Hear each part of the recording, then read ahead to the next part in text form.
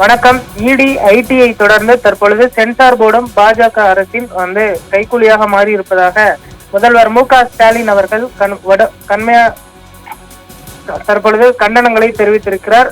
குறிப்பாக ஜனநாயகன் மற்றும் பராசக்தி படங்களுக்கு சென்சார் போர்டு தரப்பில் குறிப்பிட்ட நேரத்தில் அந்த சான்றிதழ் தராத நிலையில் தற்பொழுது ஜனநாயகன் திரைப்படத்தினர் நீதிமன்றத்தை அணுகியிருக்கிறார்கள். அதே போன்று பராசக்தி திரைப்படத்தில் 25 கற்கள் கொடுக்கப்பட்டிருக்கிறது. 58 இடங்களில் அதன் வசனங்கள் மியூட் செய்யப்பட்டிருக்கிறது. குறிப்பாக ஹிந்தி திணிப்புக்கு எதிரான வசனங்கள் கடுமையாக எதிர்க்கப்பட்டிருக்கிறது.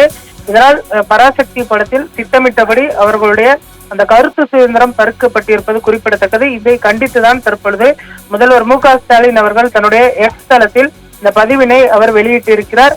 குறிப்பாக கடந்த காலங்களில் இடி, ஐடி உள்ளிட்டவற்றை, சிபிஐ உள்ளிட்டவற்றை வைத்துமே எதிர்கட்சிகளை மிரட்டி வந்த நிலையில் தற்பொழுது சென்சார் போர்டையும் மத்திய பாஜக அரசு கையில் எடுத்து மிரட்ட தொடங்கி இருக்கிறது. இதற்கு என்னுடைய வன்மையான கண்டனங்கள் என்றும் அவர் தன்னுடைய பதிவின் வாயிலாக தெரிவித்திருப்பது குறிப்பிடத்தக்கது.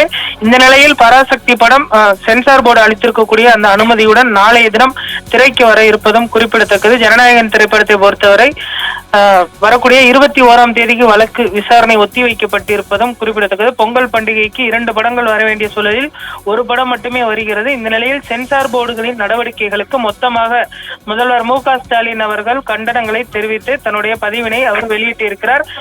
காங்கிரஸ் உள்ளிட்ட கட்சிகள் கடுமையான கண்டனம் தெரிவித்த நிலையில் திமுக தரப்பில் முதல்வர் மு.க.ஸ்டாலின் அவர்கள் தெரிவித்திருக்கக்கூடிய இந்த கண்டனம் முக்கியத்துவம் வாய்ந்ததாக பார்க்கப்படுகிறது.